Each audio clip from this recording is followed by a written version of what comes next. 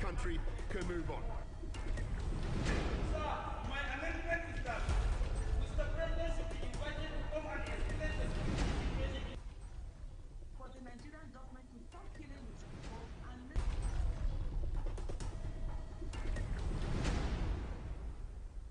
But I remain committed to the United Kingdom leaving. Since I became Prime Minister, I've said we must get on and get Brexit done on October the 31st so that this country can move on. Sir, my amendment is that Mr. President should be invited to come and explain the situation for the Nigerian government to stop killing its people and make.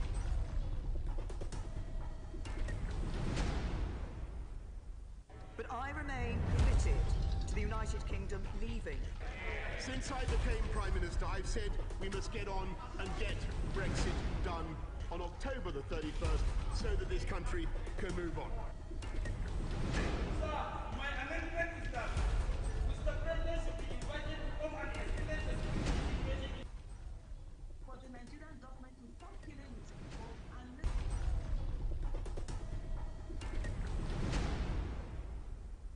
But I remain committed to the United Kingdom leaving.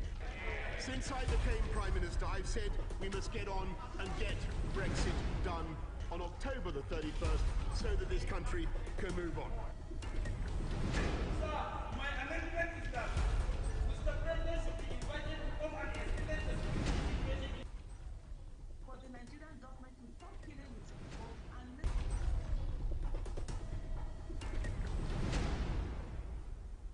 But I remain committed to the United Kingdom leaving.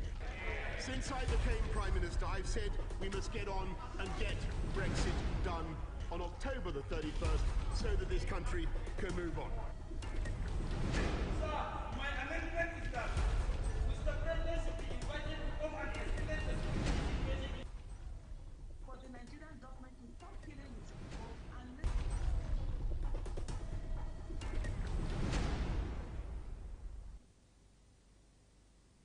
Morning today. It's open air, and lots of things are really happening in the politics of Nigeria, and we're talking about several things. And in open air, it's the platform through which trending political news, events, and stories are discussed with stakeholders.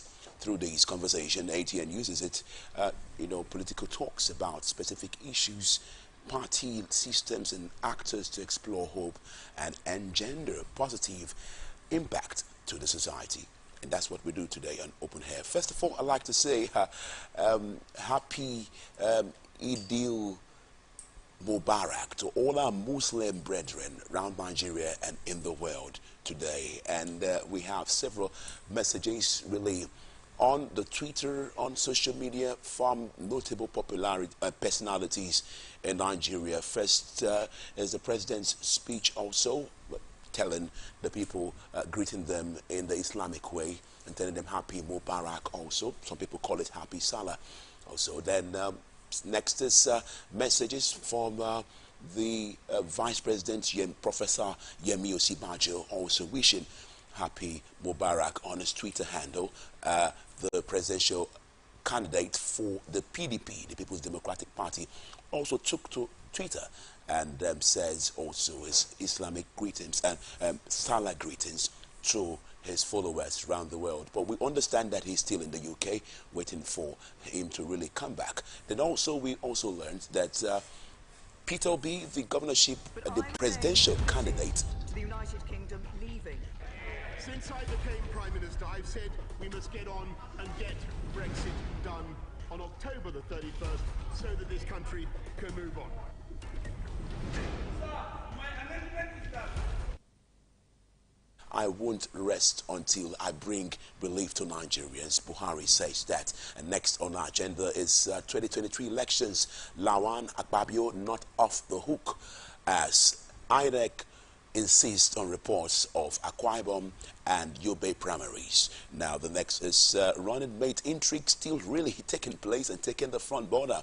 Tinubu may be stuck with Masari as Khan kicks against Muslim running mate. That's on one hand. We know the controversies that have been going there on and on and on, here and there, misgivings about a Muslim running mate, knowing that the presidential candidate for the APC is also a Muslim. So let's see how that really unfolds and see whether what happened in 1993, where Abiola had a Muslim running mate, will also repeat himself.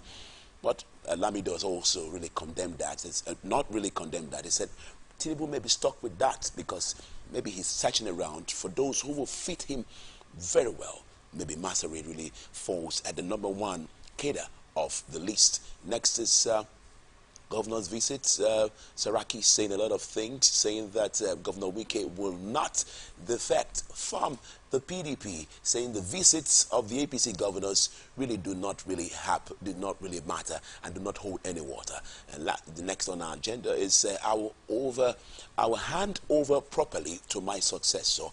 That's Wike saying that right now when he commissioned 5 commissioners. But there's been some issues. The commissioners really commissioned. Are they really functional? The ones he's commissioned before, are they really having the effect? Do they have the effrontery to talk in their purview or their portfolio? That's one issue to be discussed. Why commission 5 commissioners when you know you're at the twilight to the end of your administration? Or, well, maybe some people say he's following the president as he brought in, inaugurated some ministers. Well, let's see that how unfolds. Then the last, was the 6th issue on ground, is I will probe past governors or past government if elected. That's Showore saying that.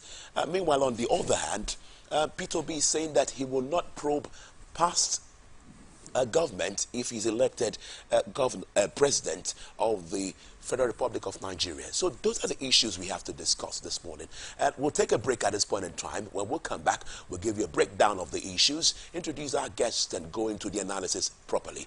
This is Open Air. Thank you.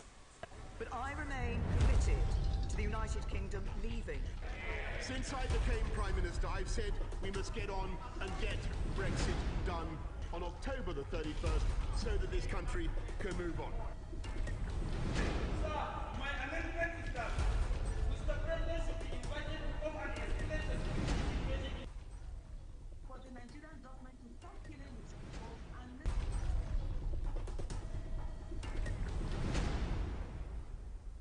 But I remain committed to the United Kingdom leaving.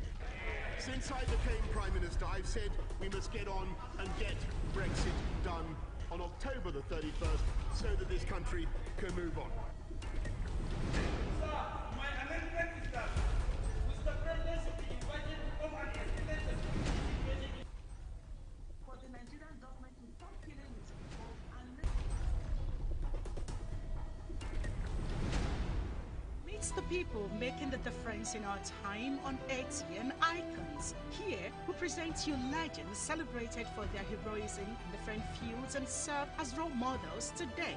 ATN Icons, showing every Sunday 8 p.m. to 9 p.m. on Atlantic Television Network, StarTimes DTH channel 194, ATN Live on Google App Store, Facebook Atlantic Television Network, YouTube Atlantic Television Network, Instagram Atlantic TV Network, Twitter Atlantic TV Net. For sponsorship 0810-634-1777. ATN Icons, celebrating the giants of our time.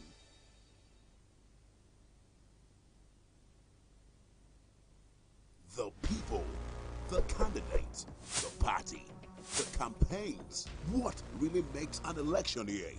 Enough of the rhetorics. It's time for issue-based politics. 2023 elections. Who are the candidates? What do you know about them?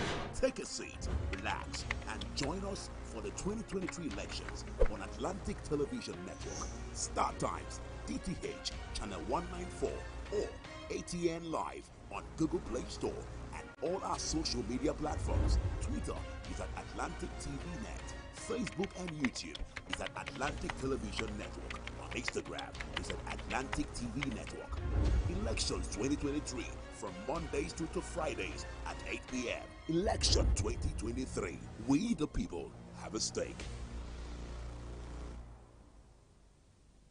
From the line across the ocean to the land beyond the mountains, Through the Sahara, we bring on-spot news, live analysis, expert discussions on trending stories in politics, business, socio-economy, sports, and documentaries.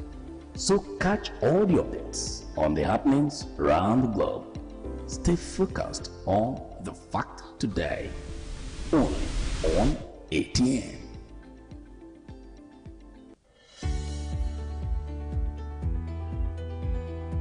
People into the country illegally. That is amazing. Honourables, you human on a point of order.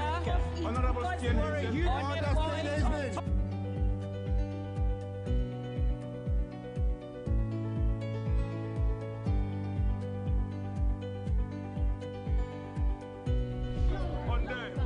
They are not picking our calls. They made up their minds. So no agreement with the EU, but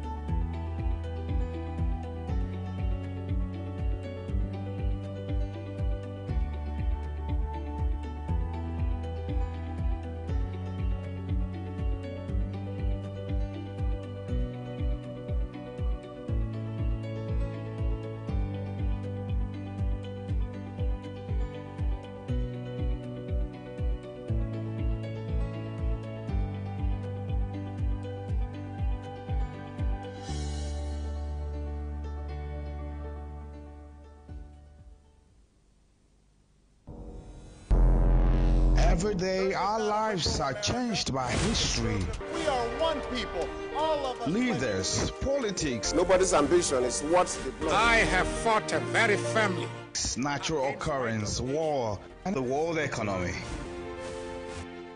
I belong to everybody, and I belong to nobody. ATN covers it all on ATN Politics today.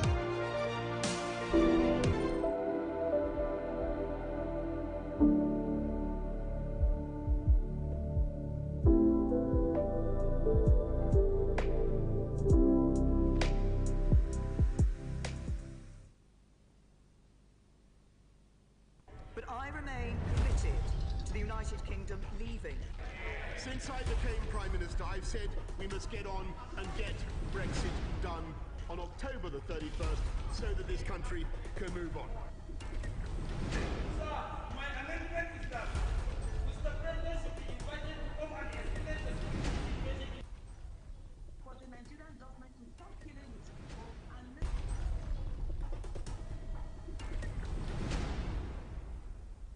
But I remain committed to the United Kingdom leaving.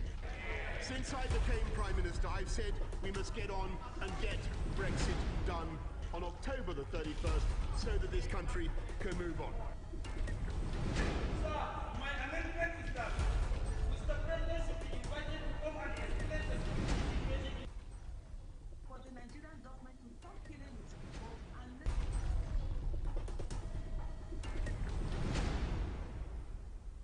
But I remain committed to the United Kingdom leaving.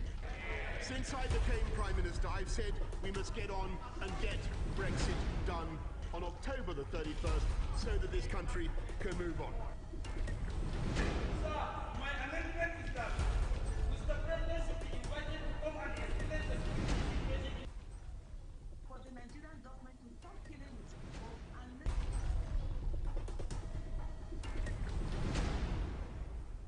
Have you joined me again one more again? Buhari congratulated the Muslims Ummah in Nigeria and the world on the occasion of Eid, citing for special mention the brave men and women in uniform fighting terror on many fronts and their families, as well as others held hostage and kept away from their families by wicked and heartless terrorists. He used the occasion to call on all Muslims to reflect on the significance of the sacrifice epitomized by Eid. Now, we should show love and care to our neighbors and others while celebrating this spiritually important event in our lives, he said. President Muhammadu Buhari advised Muslims to promote good virtues of Islam through personal examples and practice. Muslims should avoid association with violent extremist ideas that have wrongly given Islam a negative image or poor perception. The president expressed hope that this Eid would be a source of blessing, peace, prosperity, and safety for all Nigerians, stressing that coexistence and sustainability will prevail in the society. Well, that's the president's message, which he actually had on his Twitter handle and really spread to Nigerians, and also said to all the people he went ahead to really celebrate the Salah in his hometown, that's in Katsina State. Well, joining me to do justice to these trending and serious issues affecting the nation's landscape this morning is first a legal practitioner and public affairs analyst, former National Publicity Secretary, current National Legal Advisor of the Defense of Human Rights, CDHNR, and President of Henry Ekine Esquire. Good morning, Barrister Henry. Good morning. Thank you for having me here. Yeah, thank you for also joining us this morning. It's my pleasure. All right. Next to be introduced, well, he's been here before, but quite a long time he came in. He's a Port Harcourt-based political analyst and professor of politics and governance in the Department of Political Science, Ignatius Ajuru University of Education, Rumolumeni.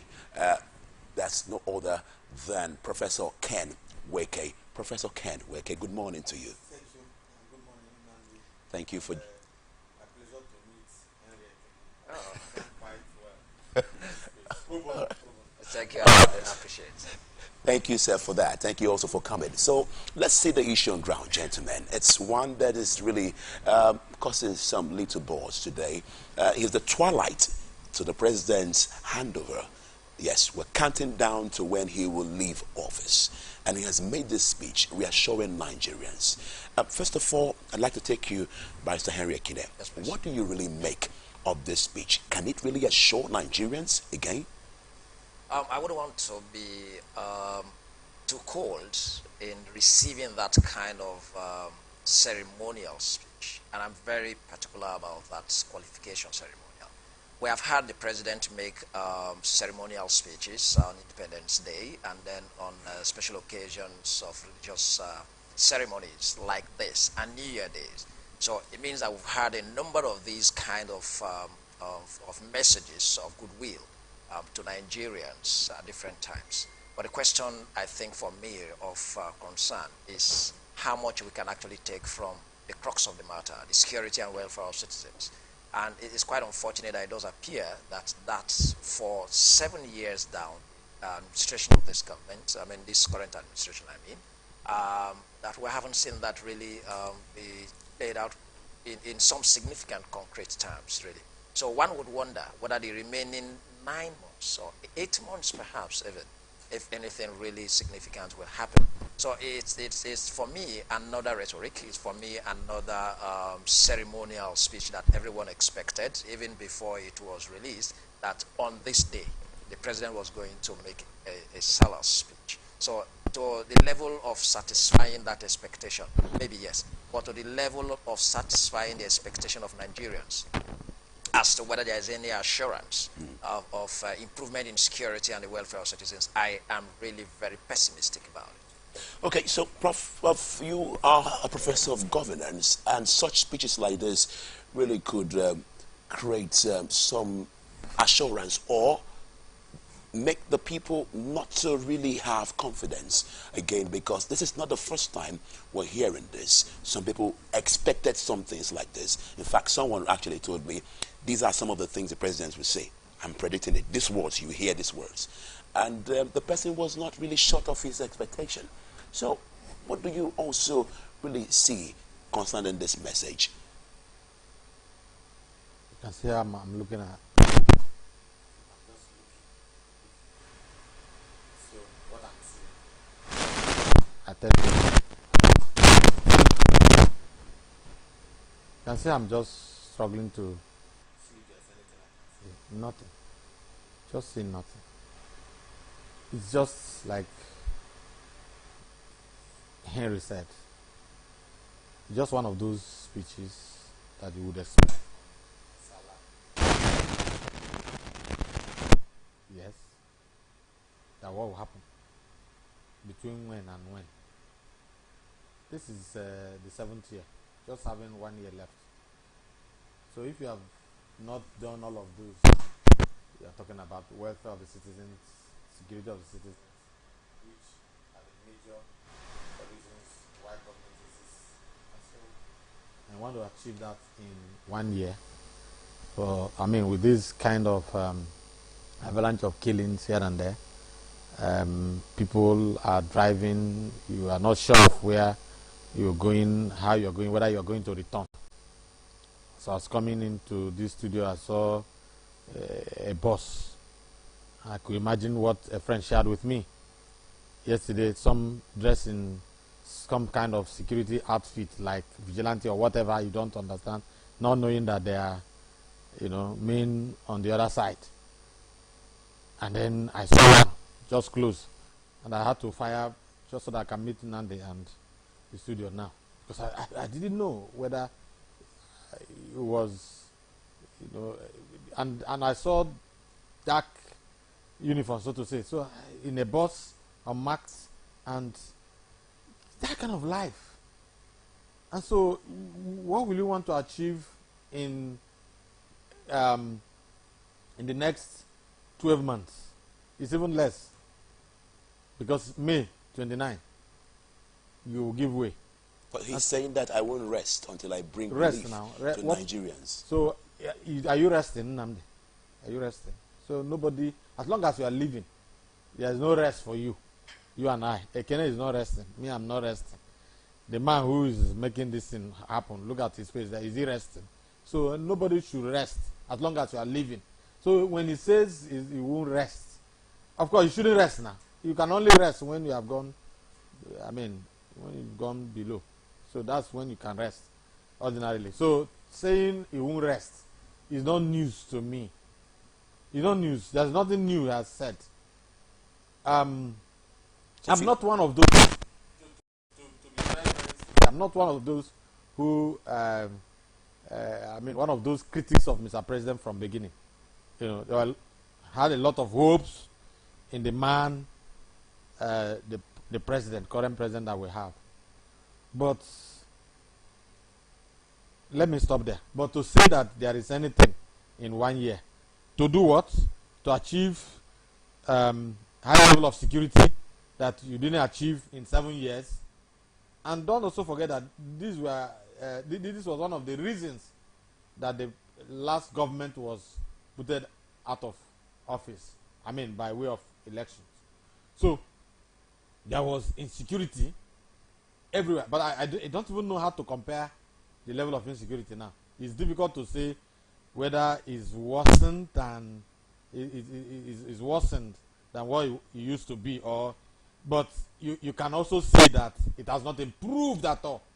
You can say that for free, that it hasn't improved in any way. The welfare of the citizens has not in any way improved. And so I also thought that a lot, from what I perceived, that a lot was being done behind the scene, and all that we needed to do was to sit back and see the manifestations of what the government was doing. The enormity of what probably the government was doing behind the scene would manifest in no distant time, maybe towards the end of his first term. And then there was nothing so significant. Okay, let's give him another opportunity. Oh, nothing.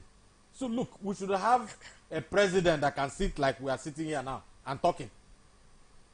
First of all, we should have a president that can sit this way and then we have a conversation about what is happening in Nigeria. It's not about tweeting. Somebody is doing the tweeting and thinking. Somebody is thinking, is doing the thinking. All right. With the name and all that. That's not what we need now. We need a president. In fact, as far as I'm concerned, government at all levels over. Governance at all levels over. Thank you. So we are waiting for 2023. Okay, so you said you were pessimistic. Yes. Why did you really make that statement? What has informed you to make such statement in your earlier speech when you started talking? Generally, political scientists are comparative analysts in a way.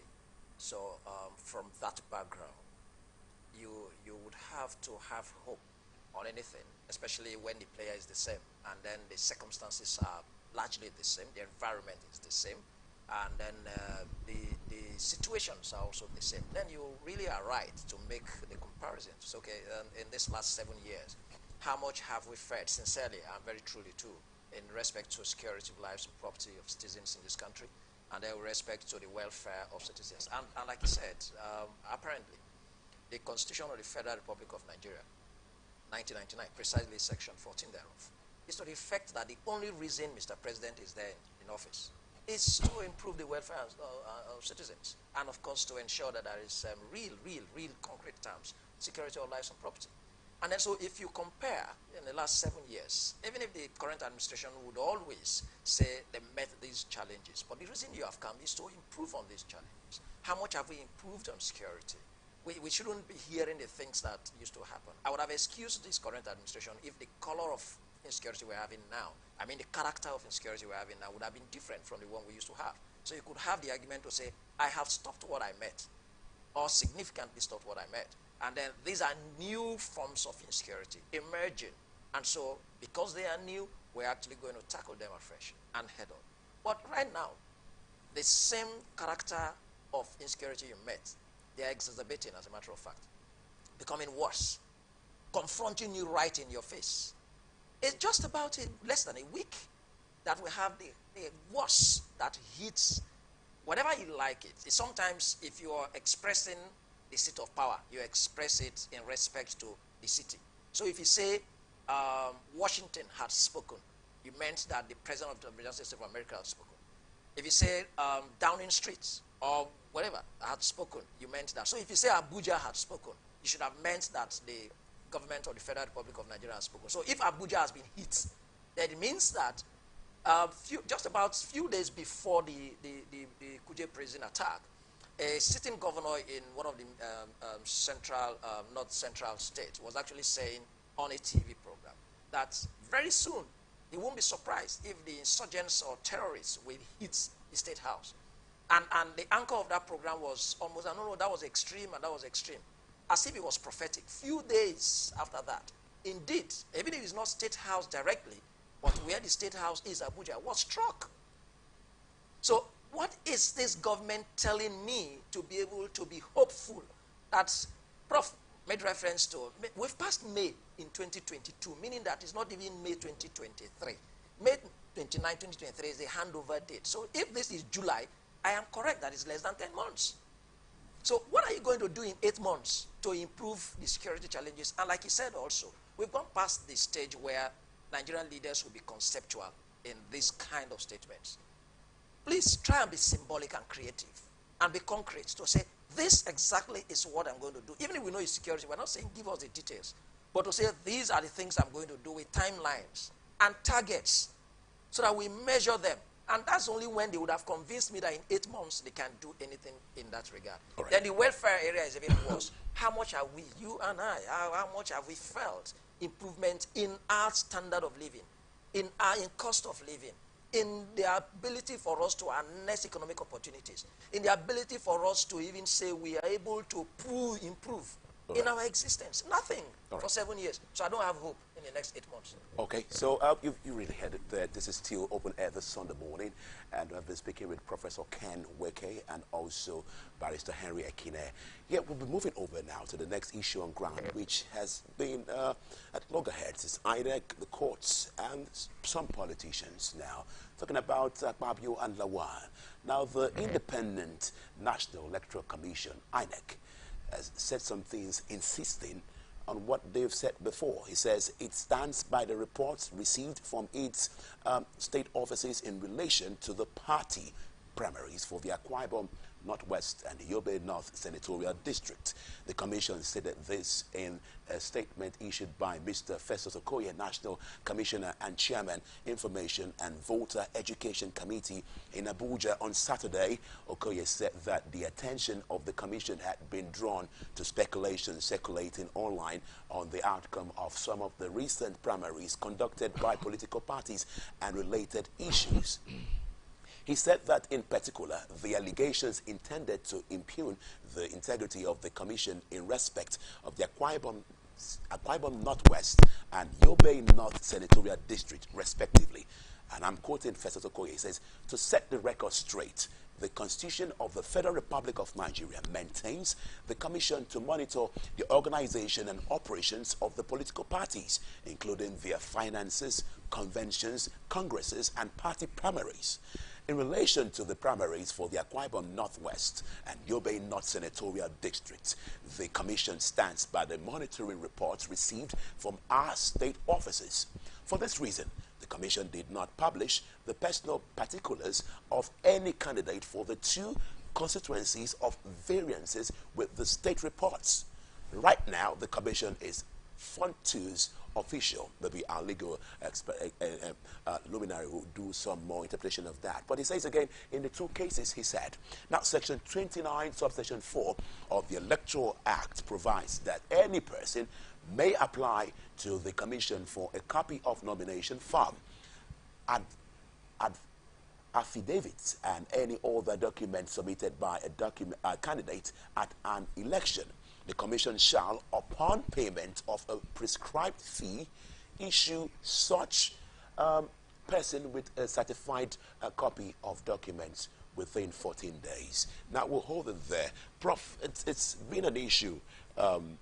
People have said that there's no reason for a sitting. Lawan has stayed for close to 23 years in the Senate. And Akpabio, we really has stayed some time in the Senate and also in governance. And they were presidential aspirants on the platform of the APC. And they went for the primaries, right? We had Akpabio step down for Tinubu. Then Lawan also, they said he had two, will I say, tickets, one for president and one for Senate. But there was someone also there who went there for it. And since he didn't get the primaries, he actually wants to come back now for the senatorial district. And there's been a court issue, and INEC is standing by their order. What do you make of politicians actually behaving this way? What else can you make of politicians behaving this way? Nigeria, typical of Nigerian. I mean, what else? What else, Nnamdi? No, I'm asking. What else? What are you expecting? What were you expecting? From who? Lawan? Akpabio? The same people now. Sitting 23 years. 23 years. The two of them being in government. 23 years. They ought to take a cue from our governor here. You may like him one side, you may hate him one side, but there are some aspects that you can also borrow a leaf from him. He said, I don't want to, I'm not holding two tickets, so I'm not holding two tickets. He said it clearly.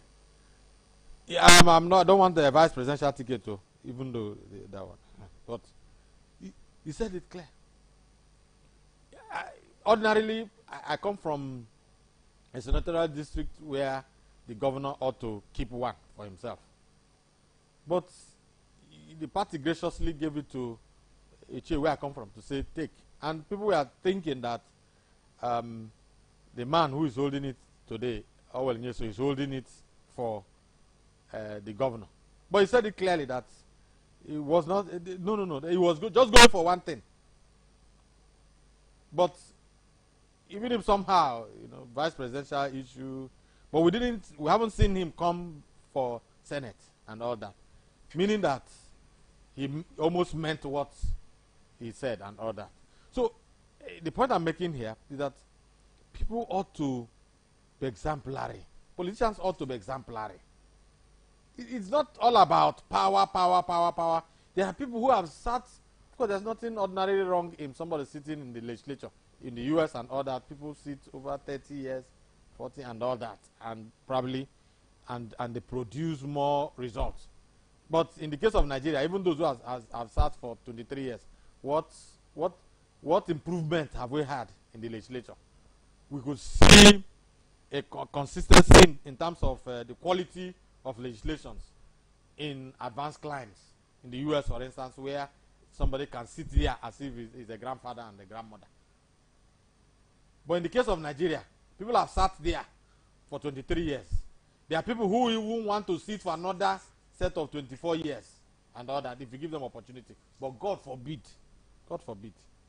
God forbid.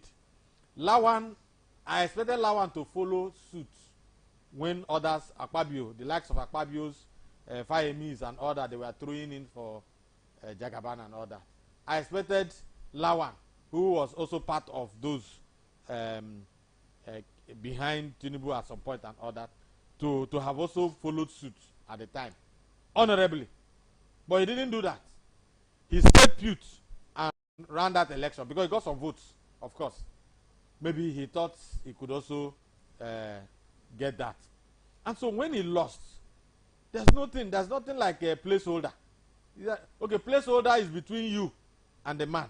So if the man who took that position was a placeholder, the placeholding would have been an arrangement between you and the man. And so it was also about character, whether the man was going to keep to the understanding. That thing, Lawan, felt that he left in the Senate, that he wants to go back after 24 years. That man also, he likes it now. Yeah. If it comes to him, as Ekene is here, me here. So if you give us the opportunity, will it be bad? Can't we also make contributions? So the man also is eager to become part and parcel of the legislature at the national level, for that matter. And so Akpabio, remember Akpabio also tried this in the last election. Did he win? So it's not about, yes, Akpabio may have done a lot in Akwa Ibom in his tenure and all that. But if he did so well that he was being loved by his people and all that, this will not happen. Probably there were a lot of window dressing in some of the projects that he did and all that. I agree to an extent. If you enter Akwa Ibom, you see some level of improvement in the quality of infrastructure and all that. But that's within Uyo that you can see. I don't know the other parts of Akwa Ibom. And so, you see, what they are facing today is what they planted. They should reap it. Because, of course, INEC has come out clearly to say that, yes, he monitored the election, the primaries. And what he monitored, what is implemented now is the outcome, is the report of that primary as provided in the extant law. So, and so, what will you blame INEC for doing so? No, there's no place holding. But the place holding can only hold when the man holding for you decides to call it place holding and But do you feel in your own analysis if there was some kind of an on-the-ground negotiation between Lawan and the other senator actually going for that seat also? No, that's what I'm saying. That's why I said place holding. If he was a placeholder, just like Obi used someone to place hold, and then I hear, let me not go there, Tinubu place holding and all that. Meaning that there's some kind of understanding. And so if place holding means that you place hold me, and I decide not to place hold, it won't work. Place holding means that I have an understanding that I will withdraw. And because if anybody withdraws, there must be a replacement. So place holding, there's no place that the place where it is. In fact, this is even the first time, if I'm not making a mistake, that such is coming. Yes, it hasn't happened before in Nigeria. I don't know where it has happened. I mean, in Nigeria, Nigerian politics. So, but where my own understanding of this is to the extent that the man who has accepted to serve in that capacity, decides to quit. Okay. And then you make a replacement. Thank you. So whatever understanding that they had, the issue is that there was no understanding as long as the man says he was not quitting. So there was nothing place holding. All right, so let's see how it goes. But I would like the legal luminary to give us explanations. Now, some of the quotes here he quoted on the law says, persons applying for CTC of documents should endeavor to act timely and within the ambit of the law, he said. Okoye said the INEC would continue to uphold the integrity of the electoral process, including the deepening of the deployment of technology to enhance the credibility of the elections. He made some quotations from the Constitution. Barrister Henry Ekine, would you let us in and interpret these sections of the law he has placed, and why, if the Lawan and Akpabio still have a case also? Yes, thank you. Apparently, the Electoral Act 2022 has actually vested in the commission that was established under Section 1 of that Act, and of course, first under Section 153 of the Constitution of the Federal Republic of Nigeria. And then that responsibility is to provide information that is within the custody of the commission, being public information, to persons who desire to access those information by applying. A similar legislation we have is the Freedom of Information Act, where Nigerians have the right to apply for certain public information of interest, and then the procedure is extant in law. The same in the electoral process. INEC has the power because they are custodian to this public information. And what information are we talking about here now? The details and documents and information provided by candidates, of course sponsored by political parties, that are in the custody of the commission, can be accessed by anybody who desires. So if I'm a candidate that has been nominated for any elective position by my political party and submitted to INEC, or any information, any document, howsoever, that I've provided any claims to INEC, anybody, including you, Namdi, and then Prof, or anyone, can apply. There's a procedure you apply. You're applying for the certified true copy. That's what the CTC means. The reason is they are going to give you a copy of that document, not the original of it that is before the commission. And then to make that document, which is going to be a copy, to seem like is the original copy, is an appropriate officer of the commission will certify that document, and then making a note to the effect that it represents that same copy. Now, that's the extent to which I can explain that. And of course, like I said, that right is available to all Nigerians. Meaning that all these candidates that have submitted their certificates or affidavit in one regard, or any information they've given, those kind of information can be accessed by anybody upon application. Of course, you pay a fee for that to be processed. And why he said it's got to be within reasonable time is that it has to be processed. And I hear INEC has actually said there has been a number of applications for this kind of information. I would expect, because even if not quite opponents, everybody will want to check what the candidates have submitted, whether they are forging or submitting any false information and all that. I can decide to apply to INEC if I have the fund to give me all the documents. So if you have the funds? If I have the funds I mean is whatever charges legitimately, that's statutory fee that I... Now, why I mean the funds are because I can decide for all of the persons that have submitted forms for River State House of Assembly, all of them, there will be many, all of the House of Representatives as candidates and all of that. And INEC has a duty to give to me. So why they are saying it should be timeous is that they are going to process all of those millions of applications across the country that they have. And then they are within time, according to the law. They say within 14 days of my application. So you can imagine the enormous work that will be on the commission. So it is rather convenient for them that those who are going to apply should do so within reasonable time. But let me, for time, go quickly on this very area of serious concern for me. Akpabio and Lawan. Lawan, yeah. It's ridiculous, really, that anybody would come without recourse to the law and make assertions that by themselves they're only demonstrating their ignorance of the law or deliberately jettisoning whatever the provisions of the laws are. The primaries of political parties, of course, a requirement of the Electoral Act for you to become a candidate for any elective position by any party. It's clear to the extent that you must participate in the processes. And one of those processes apparently would be first being an aspirant in that political party for that position in your political party. And then you will run at first, the first election in the entire process is that primary, whether by direct or indirect or by consensus in some form. Then the Electoral Act is clear. Are you therefore arguing that at the time you are aspiring to be the presidential candidate for your party at the primaries of your party, that you had also taken step in the primaries for senatorial? It's just, I wonder what that would be. And then, if you say so, you are shooting yourself in the foot, because the Electoral Act prohibits double nomination. And any instance of double nomination of any candidate or any person who submits himself for double nomination, your nomination will be invalid, expressly so. And there are two steps, two stages of nomination. The first is that before you become an aspirant for consideration for nomination as a candidate by your political party, you have to have members of your political party to a required number that will nominate you, that will fill these forms and all of that. Now, you would have, if for another part, another position, maybe for presidential, you will have the same. So are you therefore saying that at the same time you presented yourself for members of a political party to nominate you as aspirant for senatorial position So and as you aspirant for... mean taking a fraudulent step first? Yeah, you know, it's prohibited by the Electoral Act. That if you do so at any stage, your candidature is invalid. I will tell you where the Supreme Court has held that, in Uche Nwosu's case.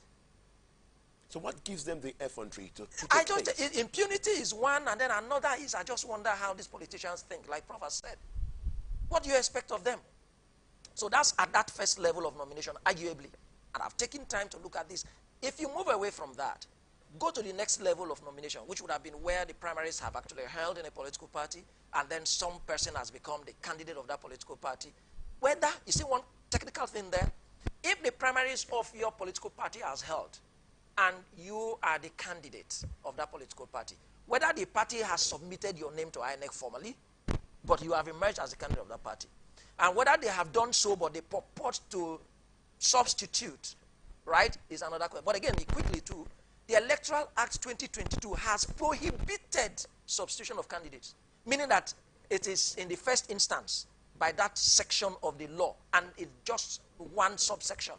Clearly, it has prohibited substitution of candidates. So what happens to the letter? We'll come to the Masari issue. Is it, what if the placeholder, according to Prof? I'm coming. There's a proviso. There's a proviso. Now, the only proviso to that provision, that is to say, except, the only exception, there are two instances.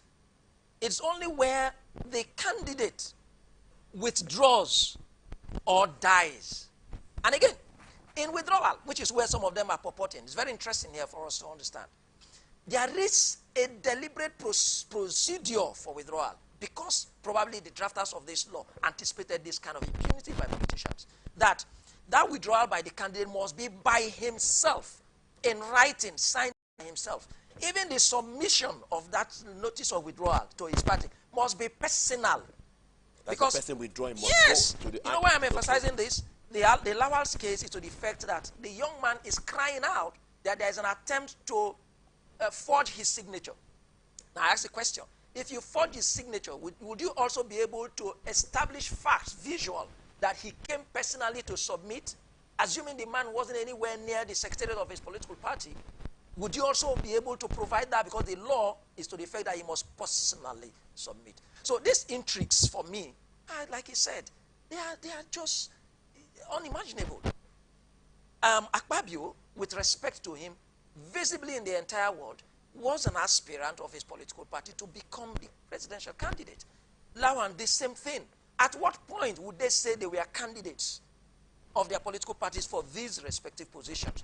Were they actually saying that they were first elected as candidates, they were aspirants, meaning that you presented yourself to members of your political party to the required number to nominate you before you even be an aspirant of your party? Are they saying so?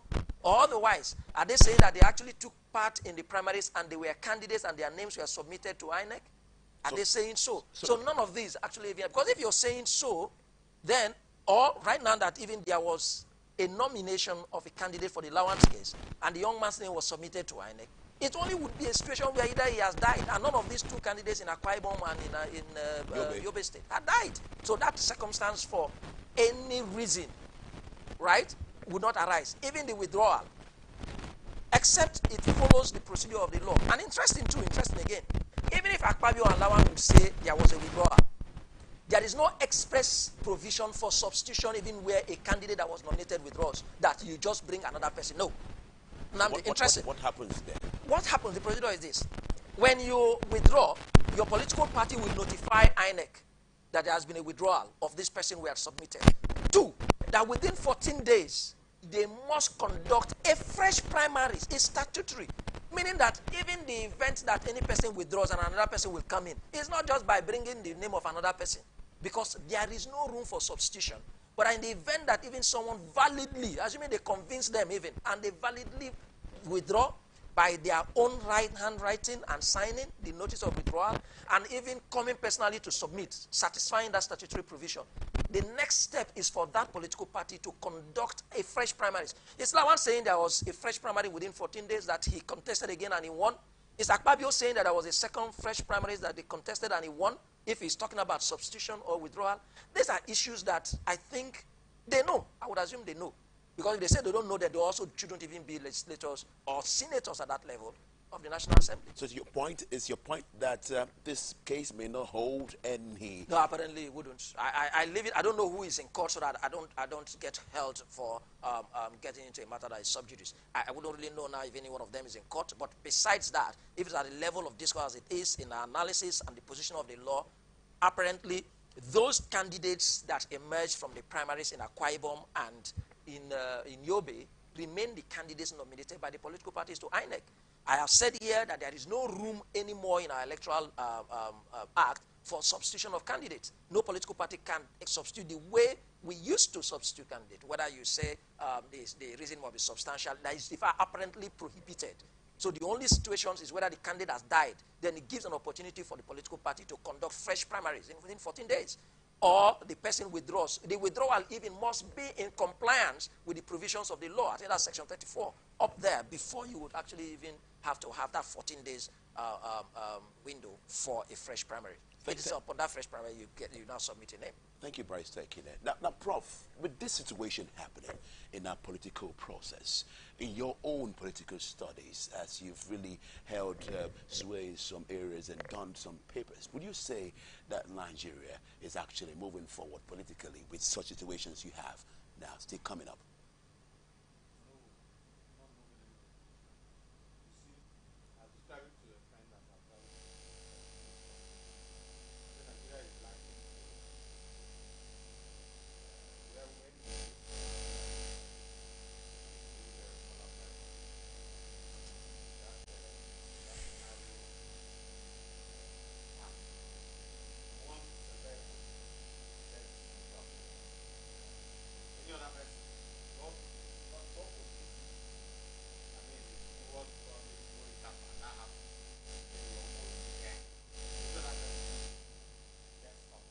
For our case of our viewers now, Rumola is in Port Harcourt, actually.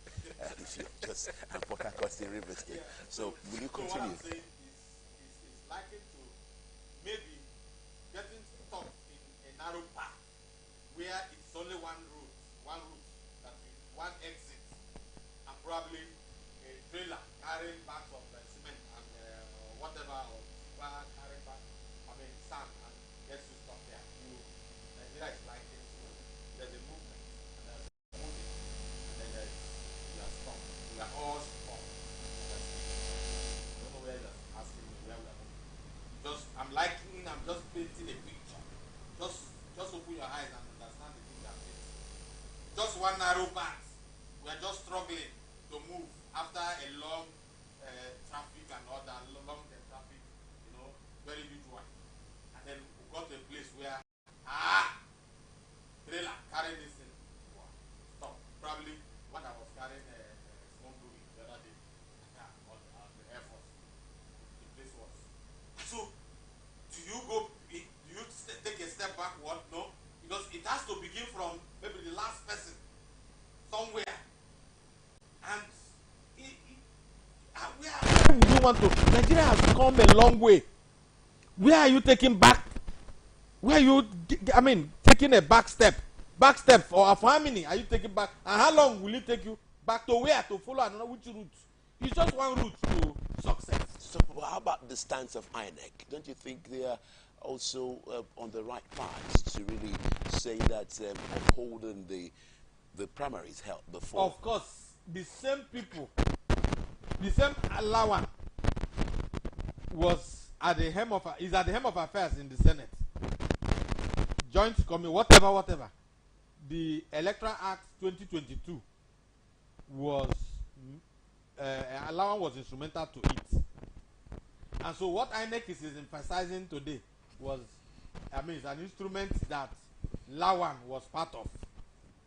Akpabio may not have been part of this one, but he was part of previous ones as a member of the Senate. So they understand these things. It's just that they turn blind eyes as if nothing, as if Nigerians are all fools. You can. I mean, INEC is not. INEC did not make the law. INEC is implementing what they, Akpabio and the likes of Akpabio and the Senate President, made, and then it was assented to by Mr. President. So that's what INEC is insisting, and nothing more. And so INEC is not the one pushing; it's Nigerian state and the law that they are insisting on. All right. Thank you, Prof. Thank you. But on this premise now, we'll move over to the next issue, which is on ground, which is the running mate intrigues. Tinubu may be stuck with Masari as Khan kicks against Muslim running mate. The Christian Association of Nigeria, CAN, has reiterated its resolve not to support the All Progressive Congress APC presidential candidate Asiwaju Bola Ahmed Tinubu in the 2023 poll, polling indications that he will run with a Muslim ticket. A national daily gathered last night that party leaders will use the summer holidays to iron out the issue and come up with a position next week. With time running out, sources told one of the dailies that Tinubu might be stuck with Alhaji Kabiru Masari as his running mate, following a court order restraining APC and Tinubu from substituting him. A day to June 17th deadline set by the Independent National Electoral Commission, which is quite close, INEC, for parties to submit the names of their presidential and vice presidential candidates. The APC submitted Masari's name as a placeholder. Tinubu has up till July 15 to make the substitution. Tinubu and Masari are Muslims. I'm still taking you, Prof. Now, before I go to the interpretation of this by our legal luminary here, Prof, the Christian Association of Nigeria, do you think they really have a case here? See, I don't see any case. What case? What? We've had Muslim, Christian ticket, right?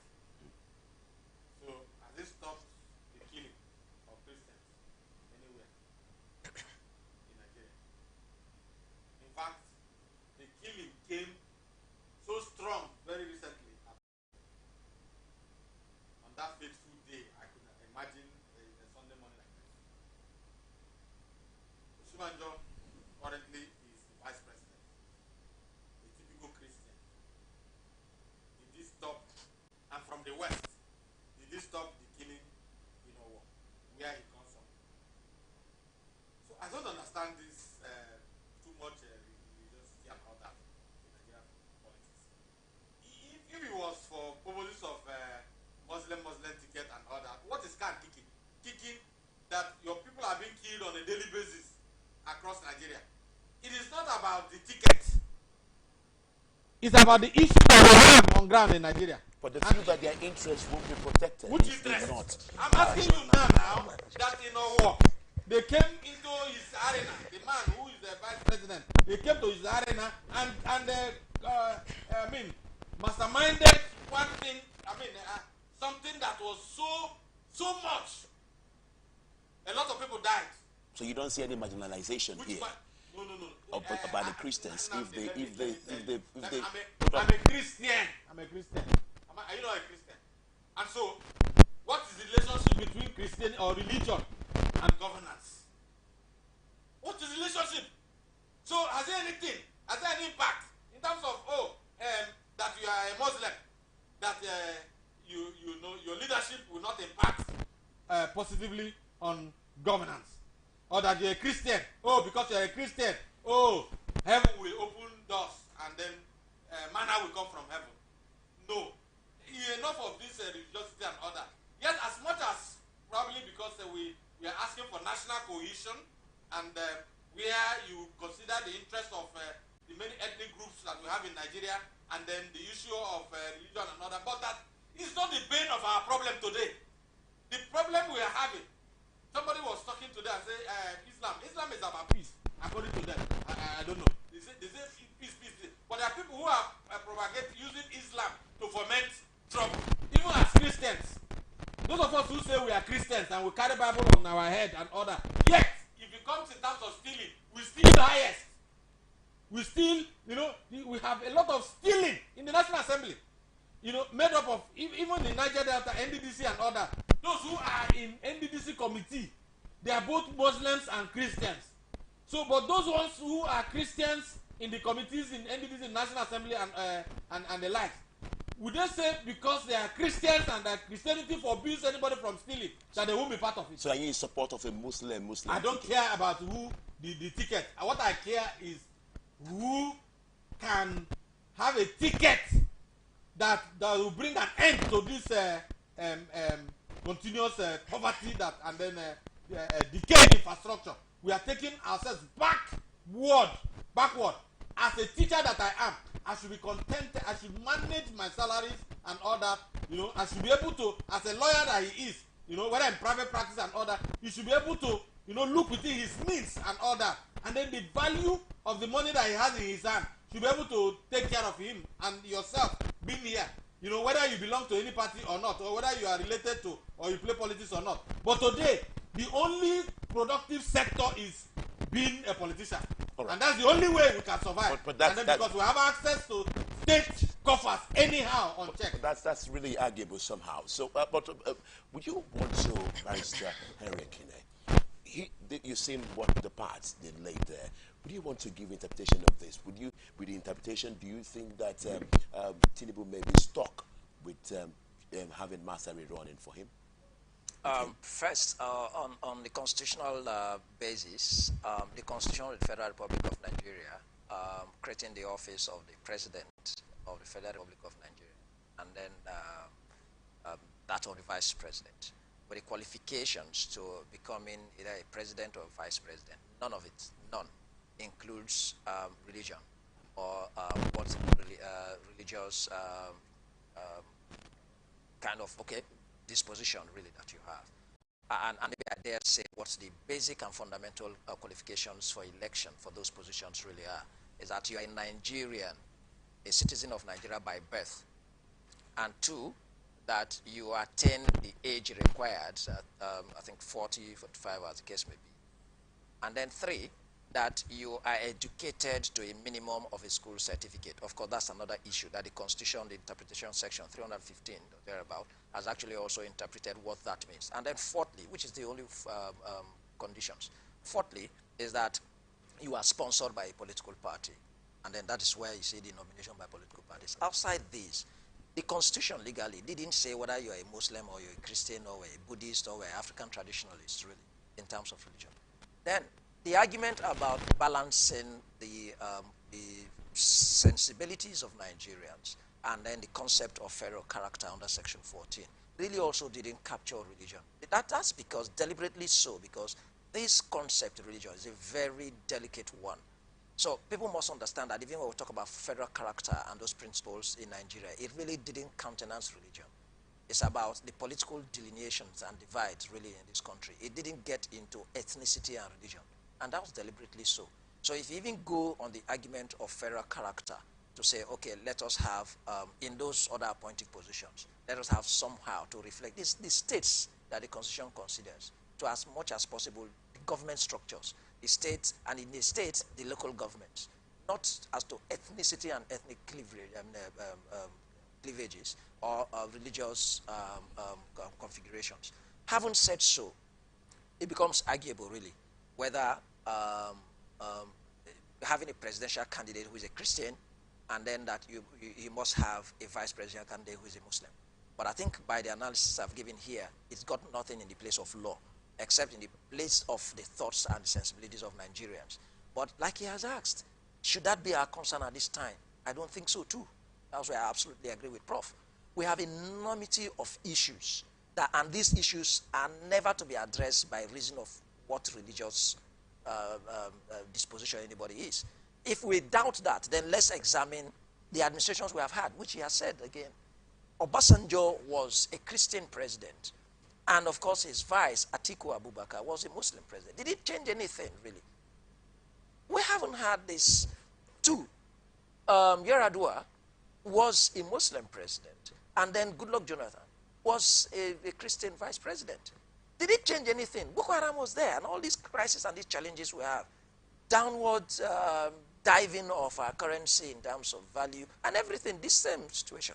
Goodluck turned and became the Christian president, and then he had a Muslim vice president. Did it change anything, really? Even to the Muslims and to Christians, did it change anything? Really, not much. And then today, currently, we have a Muslim president and then a Christian vice president. Like he said, if can, their issue is that there's been increased attacks on Christians, and visibly so. That's not arguable. Is it because we do not have a vice presidential Christian? Maybe because they were both Muslims, president and vice. That's why they are killing the Christian citizens and then probably attacking the churches? Or is it also actually clearly, arguably, what I would say is because it's a deliberate policy of Muslims in this country? No.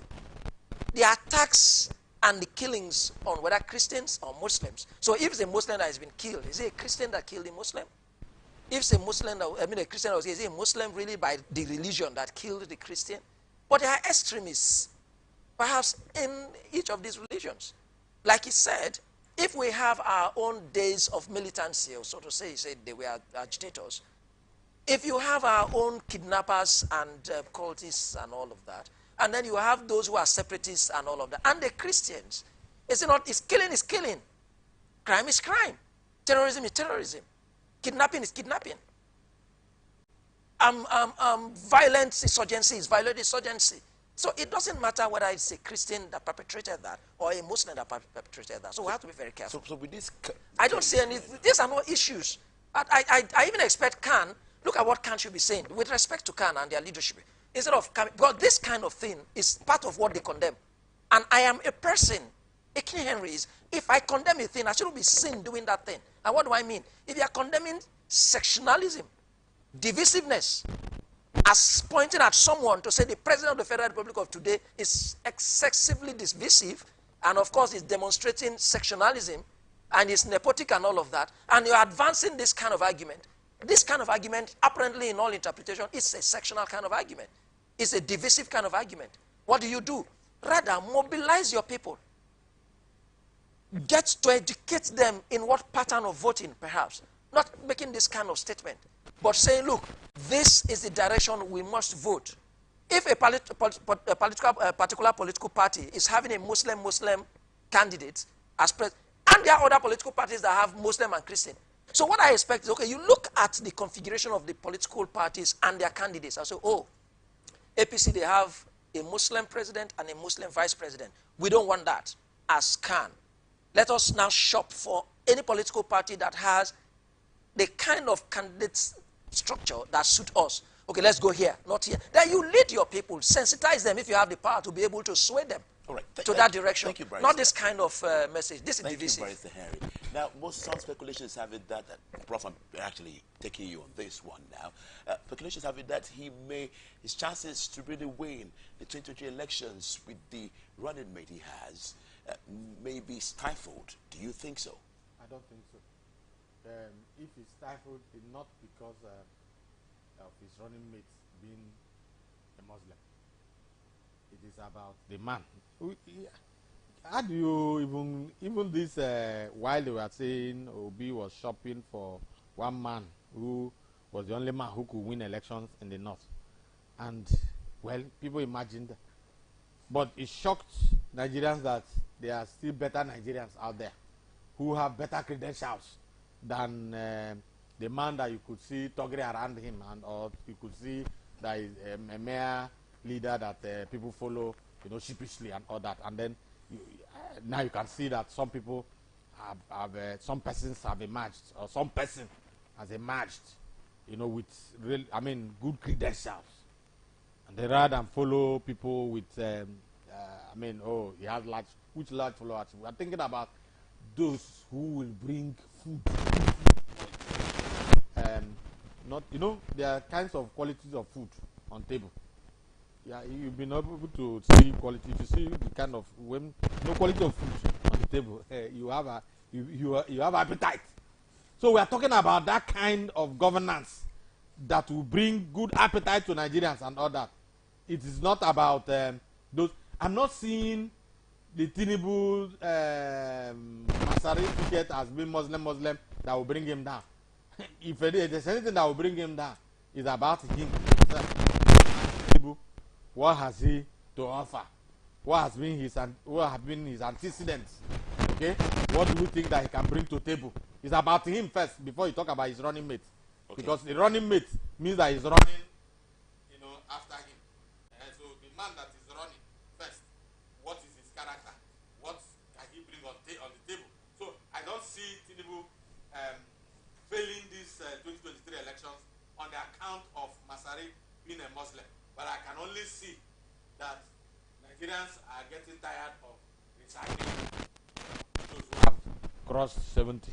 All right, thank you very much. Now, this is still open air, and we've been discussing with Professor Kenneth Weke, popularly known as Prof. Ken Weke, and also Barrister Henry Akine.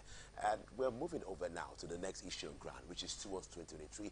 APC governor's visits to Wike changes nothing. PDP will not allow Wike defect to APC, Saraki says. So now the former president of the Nigerian Senate, Bukola Saraki, has slammed governors of the ruling All Progressive Congress, APC, over their intention to take Nyesom Wike of Rivers State away from the PDP, which is the People's Democratic Party. He branded their recent visit to the governor as a miscalculation, stressing that Wike remained a bona fide member of the PDP. Three governors from the ruling party, Babajide Sanwo-Olu of Lagos State, Rotimi Akeredolu of Ondo State, and Kayode Fayemi of Ekiti State, had on Friday paid a visit to the Rivers State governor at his residence. The team also visited former Ekiti State Governor Ayodele Fayose, speaking on the development in Ilorin, Kwara State capital. On Saturday, Saraki dismissed the defection rumors, adding that Rivers State Governor remained a formidable member of the opposition. He says, and I quote, "Wike is an important member of our party, and I am very confident that in no distant time he will sit down and address all the issues. There is no doubt about it that he has cause to feel the way he does, but there are better ways by which issues like this can be resolved." Now, before we go to other issues, Barrister Akine, there's been some really intrigues in the silence of the River State governor. And with the visit of these three APC governors, speculations are really booming around the news scene. And this is not the only set of people that have come to visit the governor. We had a David Mai, who's from APC. We had the current presidential candidate of the LP, Peter Obi, coming to River State. Or what can you interpret from this issue? Politics is simply, Prof is here. I'm a student. Politics is simply struggle for power, to be able to do what? To determine who gets what, when, and probably how. I believe. So it means that manipulations that are acceptable within the practice, right, cannot be surprising to anyone. And it also means that the door is not closed as to whatever the strategies would be by any person who wants to maximize opportunity. Elections are ahead of us. But besides that, I think the speculations, however speculations are, maybe from my background as a lawyer, if I let it be as much as it would fill the space in this your very massive studio, it doesn't make a fact. And suspicions, however enormous it will be, room in fact. So it's until we get to that point. But why people are making these permutations is that historically, this is how it's been, and then you get a defection. For Saraki, I think Saraki knows really what these intrigues are. He knows where these things are very highly likely to end. That's why he's worried. For me, I would describe Saraki's comment as one of a person who is troubled and worried that he's about to lose, as they regard Nyesom Wike as a colossus in the PDP. And why do I say that? Saraki himself was a member of the PDP and eventually became of the NPDP. These are histories that we may just forget, but they are very recent history. And at some point, he was disgruntled. He was dissatisfied by some experiences within the political party. And he joined a number of about 5 or 6 governors at that time that formed the movement of the NPDP, including our own Rotimi Chibuike Amechi. And then probably they were wooed in this manner. I remember at some point where the politicians from other extractions actually came down to River State. And then Amechi at some point had said, okay, he will consult his people before he makes a decision. That was way. So Saraki is very conscious about the same movement that led him to leave the PDP. So whatever disenchantment he had, I don't know whether in comparison if it's as much as that Wike may have had now. So if Wike is so justified, like Saraki said, to be angry, and maybe his own anger is heavier than even the one that led Saraki to have left PDP at that time, why wouldn't he be worried that Wike like PDP? So, but that's the lighter side of it. So I think Saraki is very conscious. He's worried. It's his fear that he's expressing, not as much as the confidence he purports to have that the PDP will not let Wike leave. For me, it's more of the fear that Wike will leave. Because the steps towards getting someone to leave, which is very familiar with where it has happened to him, and he left, are actually the same things that are happening now. The number of APC governors that are visiting River State in succession, even if we're not privy to the discussions they are having. But what if they are just coming actually to continue to discuss governance? But I doubt because of 2023 election.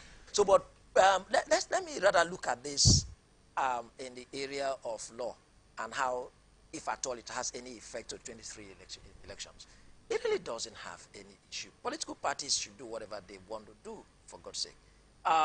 Defecting from one party to another, right? We have seen it, that if a governor defects, it doesn't have any effect even as to the political issue. Decisions are there. When it happened in Obey, I had an opportunity to say, it is not like the legislature. So it's not a thing that we should even really serious. Wike feels that his reaction to his dissatisfaction with whatever the political party he belongs to has meted on him is to pitch tent with another. The question is, what is he going to get there? That's also his personal decision. That's why he's probably negotiating. But apparently it can't be presidential because that political party, if it is the APC, they have a presidential candidate.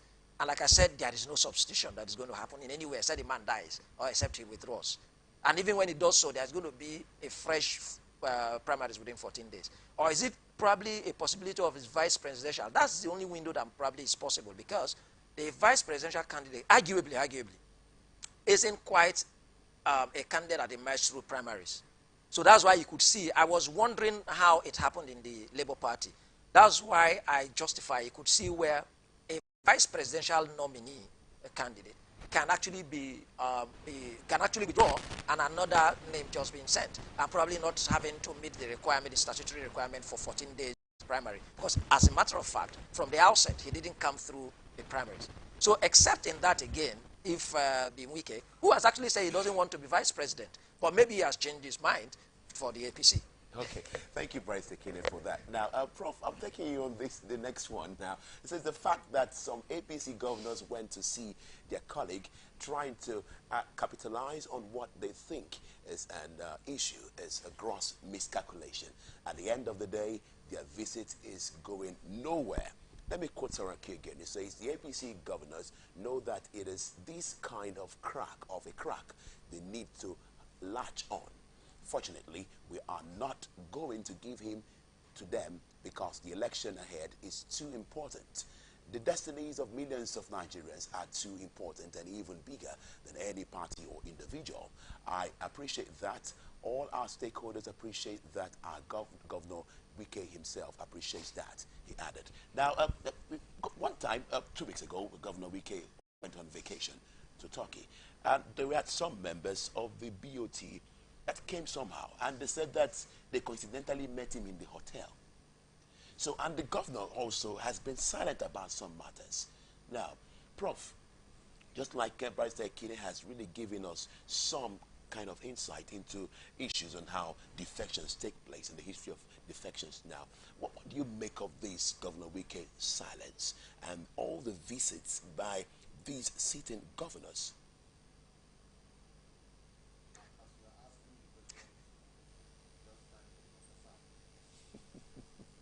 As a professor. As a professor to professor. Okay, let's see. Not as a prophet. Into the political figures. So what am I saying? I agree with Saraki. Mine is not. How sure are you? No. Hang on now. Where is it going? To where? No.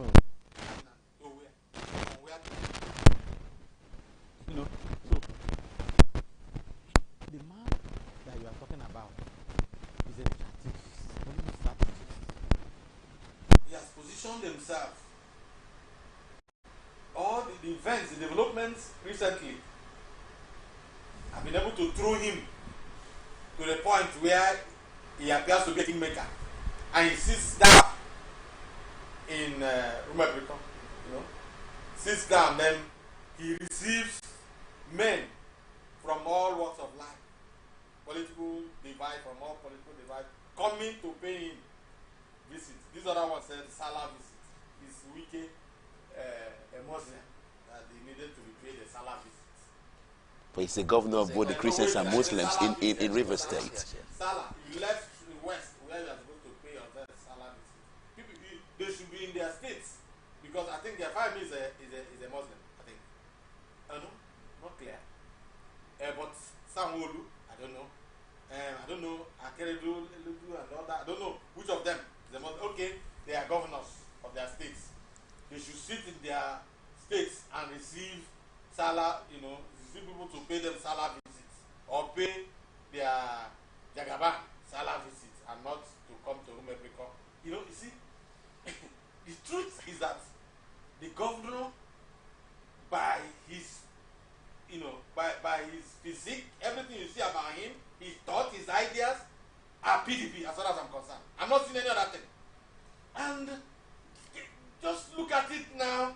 The man has House of Reps, Senate, and all these candidates lined up, governorship, where the thing is happening. Leave it for who? For Nnamdi?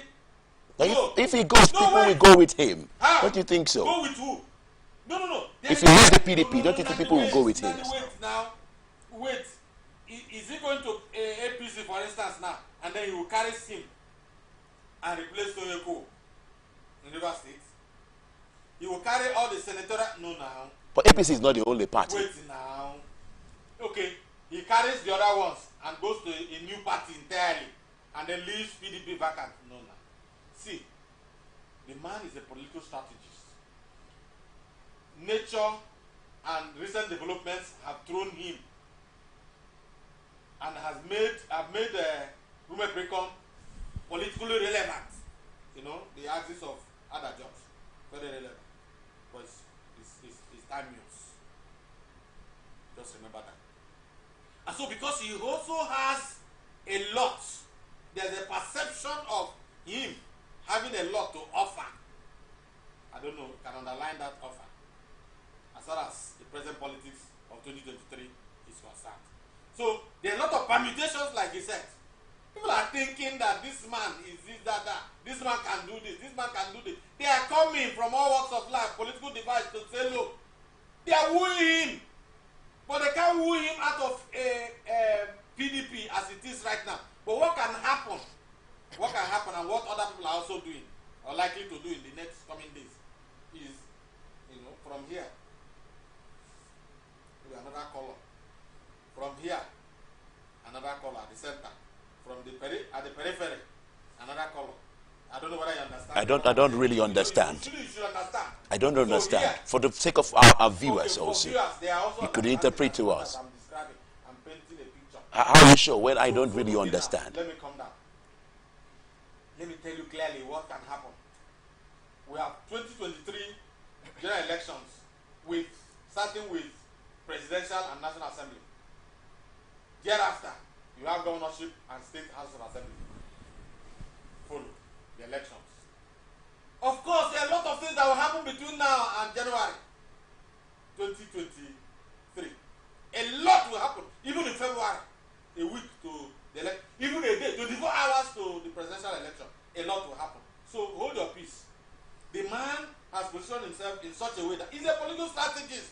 So do you feel that he's using this scenario to attract the attention of the Alhaji Atiku Abubakar? Development, recent developments have thrown him into this arena. Probably he would have been sitting to receive them as a presidential candidate of PDP. That was his own thought. So do you feel that if there's a substitution between him and Okowa, do you think it will solve this matter? No, forget that one. That one will never happen. Why do you say so? You said a lot of things can happen in 24 hours. Yes. But that cannot happen. Why can't it happen? No. They have always said, quote me, today is when? And you will It's the 10th of July. So you remember what I said, just clearly. One, I'll tell you clearly what can happen. A lot are coming to win, and he has allowed everybody and creating the impression that there's something to happen and not to happen. And that has given him a leverage position, you know, a position that, you know, he leverages on attracting more of them and also creating more impression or perception of being a king maker. And that is enough for him. Two, as time goes on, close to the election, there is no politician in Nigeria today who is certain about which party and candidate will win the presidential election. Take it or leave it. As it stands now, So you mean the visit? Okay, what of the visit of the Labour Party to Downing Street? I think they are all interested. And you know the implication that, or you know the influence the West has on Nigeria? See now, I am Nnamdi. Listen to me. I say mark today's date and it is how it will happen. They are all coming. And the man is also very sensitive, politically sensitive. He's looking at them. And he's not also quick to say anything. And that one also puts more fear, more concern, more agitation for the PDP, especially, to say, look, and all that come. So he's studying the movement in Nigeria, the political behavior as we're moving. And at the end of the day, as you get close to the election, you will understand where Nigerians, the heart of Nigeria, majority of Nigerians will go. That election will come first. It is easier to say, when you go there, and my followers, look at my body language. My body language is this. And then they will all go there. And then election result declared. Of course, he's also in charge of the PDP in Rivers State. And may also likely, okay, if the trend continues, go that way. And then his men are in power in PDP. May 29, everybody sworn in. And then the PG steps. Okay, talking about swearing in, President, your body language, you have, because your body language seems like you have some reactions towards a difference. Okay, yes. Okay, let's hear you out. That why would this politician leave the river states that he has already captured? And then he made references to members of the National Assembly, House of Reps and Senate, and probably the fact that the PDP has so much expectation of him. Like I said earlier, this is not the first time we have had defections. When Saraki himself left, right, he was still governor of Kwara State. When Chibuike Rotimi Amechi left the PDP, he was still governor. And what happened? At the time he was in PDP as governor of PDP, we had the senators from River State as PDP. And when he left, like you asked him the question, they left for the APC. Magnus Sabe was a senator at the time. And then even the other representatives and all the senators, they left for the APC. And then, so who says that if the governor today, and especially at this time where all the PDP members in River States have habitual obedience, that's obedience that you without questioning, on the person of Jason Wike. So if he finds their interest to be more protected and advanced in another political party, and he says to them, this is where we are going, what's the difficulty of all the members of the House of Representatives? There's some of those who want to be headstrong, which could happen, of course they have their rights, joining him to go to the APC is just making a declaration on the floor of the National Assembly and writing a letter to the leadership of that arm of the National Assembly. That's how simple it is. The senators, the same thing. As for the... okay, hold on. We'll come to that. Then there is nothing that they cannot negotiate. The candidates now, and he says this is where we are going, all of them will have a price. These people that are coming, I'm also taking it really in the real politics that Nigerians play. These people that are not just coming to tell him, welcome our side. There are things on the table.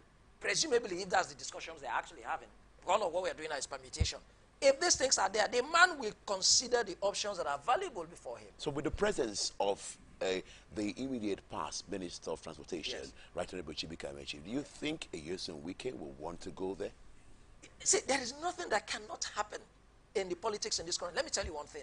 Do you think that even in the APC, as you're perceiving now, that is as that consolidated, that for those who are coming to him, when they came here, did you read, even as in the media, that they paid such respect to Amechi as their perceived party leader in River State? They came for a purpose. Did you show on your media, all the media houses, that the three strong governors of the APC, when they came to River State, that they paid a visit to Chibika Amechi? So, say, I take a deliberate analysis of events, of politics and politicians, particularly the Nigerian character. These are APC governors who came to River State, and perhaps they had a mission, is to come to see Wike. And if they have also come, they may have come for someone's interest.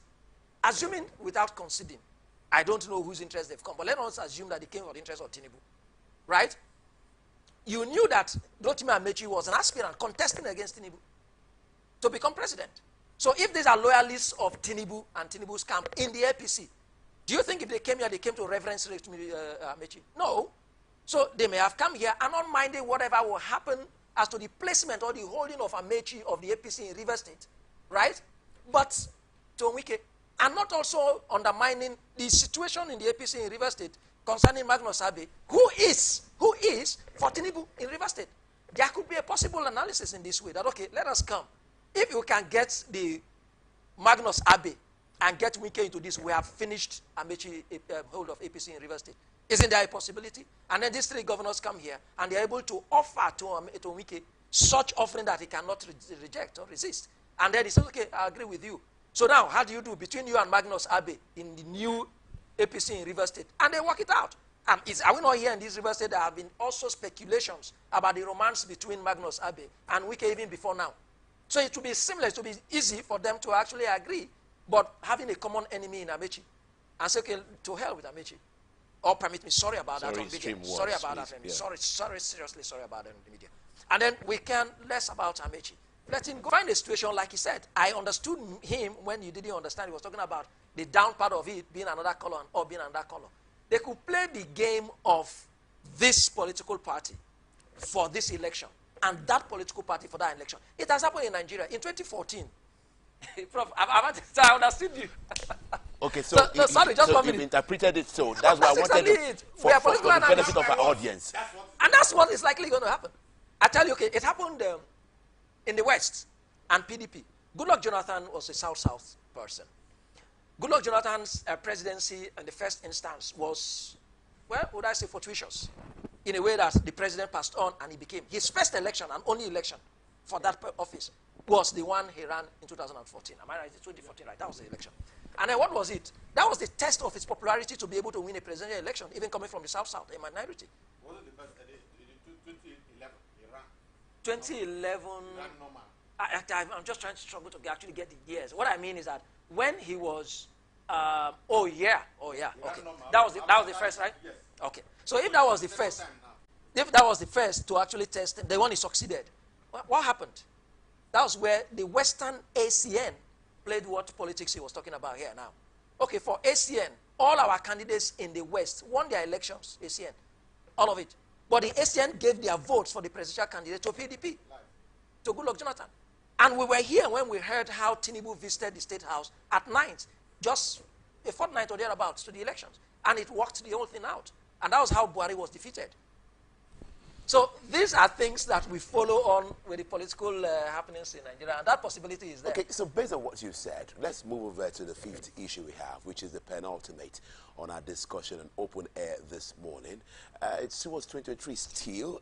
I'll hand over properly to my successor. Wike says that now the governor of Rivers State, Nyesom Wike, has charged commissioners, heads of ministries, departments, and successes covering from 2015 when his administration started.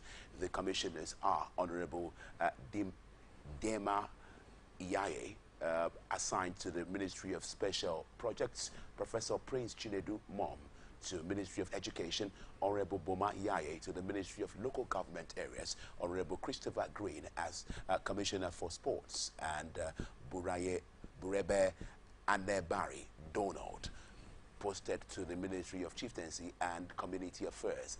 He informed that his administration was in his last lap and there was a need for the different ministries to begin compiling records of their activities in lieu of handover day.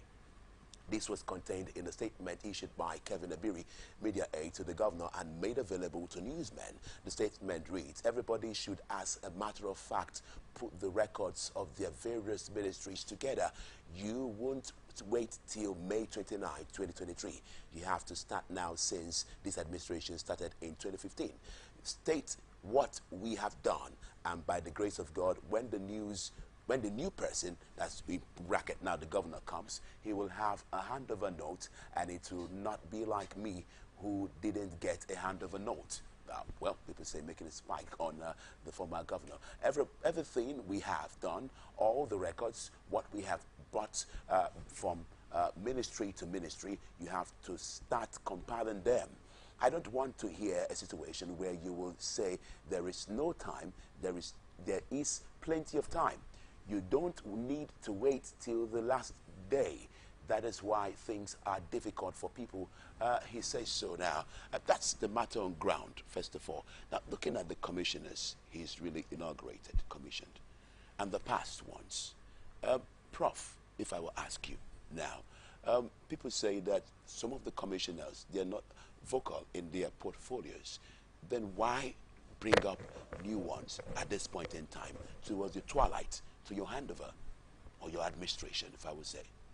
What were you expecting? Whether they were vocal or they were not vocal, or whether they were obedient, like you said, or not. He requires that he has commissioners. He forms the State Executive Council properly and all that. So there must be commissioners. And again, you know, the president, when he assumed office in 2015, it took him a while, a long time for him to constitute his cabinet. Even in the present Wiki's government, I think Commissioner for Environment, the Office of the Commissioner for Environment has been vacant. That of Health Have been vacant also. And then for agriculture, yeah. So vacant. And so yes, the government has been running. So you can have one or two commissioners and then they form their state exco and they make policies. After all, they are civil servants who are permanent secretaries or directors. And they don't also forget that in this government, a lot of people have retired long time ago and they are being recycled. Even sitting down there and doing. So a lot can happen. So for me, what else is fulfillment of our righteousness? You know, you must have cabinet members, I mean, ESCO members. And so, if you look at the ones he has appointed, at least a few of them that I know, like Professor Mom, you know, friend colleague, of called Sound, and all that. I mean, in the Ministry of Education, great. But I shared with him the other day, last 24 hours, just the commissioner, yes, but would they be given opportunity, you know, to be able to, as vibrant as Professor Prince Moore, if you don't allow him, if you don't activate, if you don't motivate him, if you don't, you know, the best in him cannot come out, and then it's like just fulfillment of all righteousness. And then bringing such a man that has a lot of energy to bring something to him when the government is in city, merely to compare records from what the governor said. You know, people like now to compare records because the previous government did not compare our records and then hand over. I mean, if you don't reduce people who have this kind of energy. My friend, for example, if I hear that just to compare records, so what for? No, no. So you mean it's just to fulfill our righteousness? That's why they are. Compare records. The man has a lot of energy, for instance, and I'm also sure Boma Yaye is also there. That man has been running since I knew him in the state here, from previous government to this one. This he has given way for. This one should have gone behind small. You know, so why is he going to? Records in the Ministry of Sports Ministry, where he has been. Now to compare records of local government and all that, it doesn't work. Do you understand? So again, he has said that these ones should be able to start compiling records. I agree with him. He's the last administration, there was no handover. To the best of our knowledge, there was no handover. It was not proper. No matter whatever that had happened at the time, it wasn't proper. Government is a continuum and all that. So if somebody has won the election and was being sworn in, I'm sure that the government had compiled records, probably deliberately did not hand over any records anywhere. So, and maybe ask commissioner or permanent secretaries and all that to do handover individually. No, there ought to have been, proper handover. Let's go. Unfortunately, but then look at how so that's unfortunately so. Maybe in altering our constitution, they should include how to hand over, whether it should be done by governors or ministers or anybody on how to hand over. But however as it is, right? That's why for me it's important to say there is no law, so there is no procedure. So if now I am a governor and I am to leave, whether we have smooth relation with whoever is coming in, that ceremony that Nigerians always attribute as one significant thing, right? Even the swearing in our constitution, which the constitution pays attention to, did not say that there must be a ceremony in a field that will have those parades and all of that. So tomorrow, one day, there may be one president or one governor who may actually be sworn in, and he didn't go that way, Nigerians will talk. Do you understand? So that's the reason why they just do it? No, there is a simple thing that you need, that you must take an oath to resume an office. And that oath, the constitution didn't say it must be done in a field, in a stadium, and in any manner that anybody would do. It's just like the president swore in now and gave the oath to the Chief Justice of Nigeria. It's in an office. It just as probably, I think Wike's case was like that. Yeah, in the stadium. No, that we had to have a chief judge of another state to from Biafra and all of that. So that's what is important. But besides that, so we do not know what happens administratively. Okay, just like the governor has given the instruction now. Each head of department and each head of an agency of government or a ministry of government has a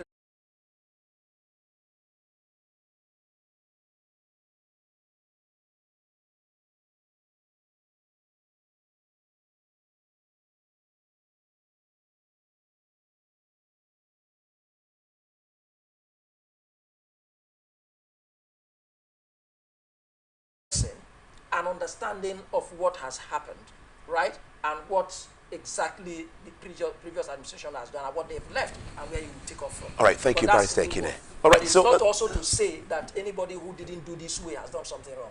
Okay, so, well, that's the last issue we're going to discuss today on Open Air on Sunday morning, the 10th of July, 2022. Now, 2023 elections, I will probe past governments if elected Sowore, the presidential candidate of the African Action Congress. Omoyele Sowore has said this.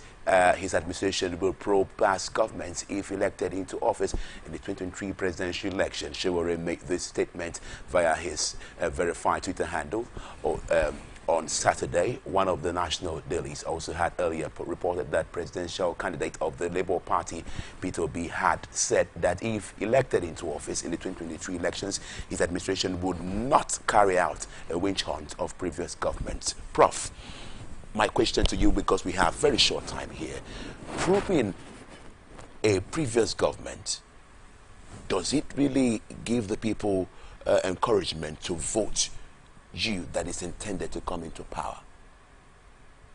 It does not in any way. Are you probing? I'm not leveraging on what my friend, the only legal luminary in our midst. I don't think there's any law also compelling succeeding government to prove religious. No law. But ordinarily, we are seeing that happen. In River State here, the governor proves the last administration.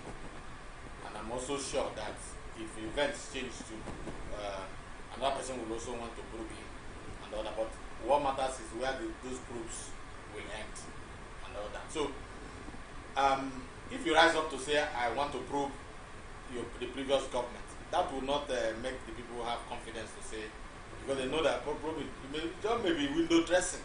Because people, the trust we are having for politicians, even with the obedient and all that, is still the trust is still small. You know, we are holding it little because we have done so much. Even this particular government that is existing now, a lot trusted and nothing happened. Nigerians are also beginning to see how Nigerians are gullible.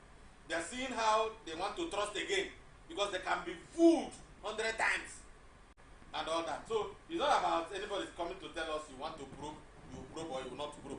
That will not determine how obedient Nigerians will be. Okay, let's see. Prof has made this one. Okay, so first, thank you there.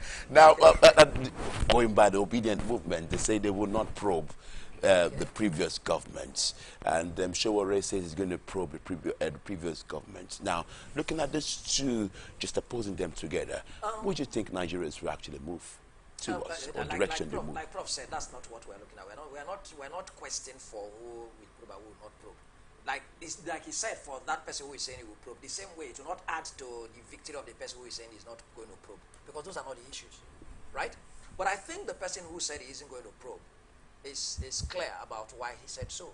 Now, what I've come to understand is that, look, there is something or so much already from the day you're taking off. If you're going to be a serious president in this country, that thing that is critical, that is already on the table before you would come, that from day one, that is critical to Nigeria. If you think that your primary agenda is about how to ask questions about the previous administration as you come on, what if that is taking you 6 months? So you're telling us invariably that you're not going to quickly look at the issues that confront us right now. So wouldn't that be a distraction to him? So that's what I'm saying. It will be a distraction because there are a lot of serious issues that are waiting for you to take off with. And one of those, Nigerians at all, I'm not sure is about checking who has stolen our money. But we're interested in getting to check them and go on with governance as president. Thank you, Barrister Kine. Final words before you go on this matter now. Very short time because our time is fast spent. Prof. For me, probe or no probe? Because the man who says he will probe, how clean is he? Has he been even before? It's just a matter of window dressing or appeal and all that. The more you look, the less you see. That is where we are. Thank you, Prof. You final words. No, thank you very much. But in this season, any opportunity I have on any media, I would always enjoy all Nigerians. Go out and get your PVC, and then be determined as to your conscience and understand what the issues really are in Nigeria confronting you. We have issues of security, education, housing, welfare, economy, for your child. So that you who probably would not understand what economy and all of those really will mean, are talking about free education. And it's compulsory that every child in Nigeria must have access to education, should be quality education. And that you will have employment, or any other person who is related to you that's qualified to have employment you have, because you have some effects. Right. So these are the issues we should look at. And for you to address these issues, you must have your PVC. Don't sell it. Don't give it to anybody to give you any money. Because if that person promises you to give you money, he gives you 5,000 today. That 5,000 cannot pay your child's school fees. Right. But if you vote the right person who will ensure that your child will not pay education, school fees in school, you would have your child go through school without paying fees. It's more than 5,000 naira. Thank you very much. Now, this is Open Air this morning. In case you just joined us, I'm afraid we're calling it a wrap today. Time will fail us to really expatiate or talk about more things on the issues of politics in Nigeria. I've been joined by a legal practitioner and public affairs analyst, former National Publicity Secretary, current national leader, national legal advisor of the Defense of Human Rights, CDH. That's Committee for Defense Rights, in person of Barrister Henry Ekine. Thank you so much for being here today. Thank you for having me. It's a pleasure, a very good opportunity for us to reach out to our people. Nice platform it is. All right, next I'd like to give some great appreciation is the Professor of Politics and a Port Harcourt-based political analyst and Professor of Governance in the Department of Political Science, Ignatius Ajuru University of Education, Rumulumeni, Port Harcourt, Rivers State, in person of Professor Ken Weke. Thank you so much, sir. Thank you, Namdi, and thank you, Nigerians. Just to add, it's not about getting PVC, it's about the thumbprint, picking the ink, and then putting against the logo on that day. I so submit to this social contract. My destinies, my children's destinies are tied to this contract. To understand the import of the thumbprint. not just having a PVC. All right, thank you so much. So you out there, without you we wouldn't be doing this, so thank you so greatly for joining us all through. But in case you missed any segment, you could just follow us on all our social media handles. Twitter is at Atlantic TV Net. Facebook and YouTube is at Atlantic Television Network. Instagram is at Atlantic TV Network. Remember that peace and unity are the pathways to progress. I remain Namdi Uzuku. Have a wonderful Sunday. But I remain committed to the United Kingdom leaving. Since I became Prime Minister, I've said we must get on and get Brexit done on October the 31st so that this country can move on. Sir, my amendment is that Mr. President should be invited to come and explain the situation. For the Nigerian government to stop killing its people and let Meet the people making the difference in our time on ATN Icons. Here, we present you legends celebrated for their heroism in different fields and serve as role models today. ATN Icons, showing every Sunday 8 p.m. to 9 p.m. on Atlantic Television Network, StarTimes DTH channel 194, ATN Live on Google App Store, Facebook Atlantic Television Network, YouTube Atlantic Television Network, Instagram Atlantic TV Network, Twitter Atlantic TV Net. For sponsorship 0810 634 1777. ATN Icons, celebrating the giants of our time.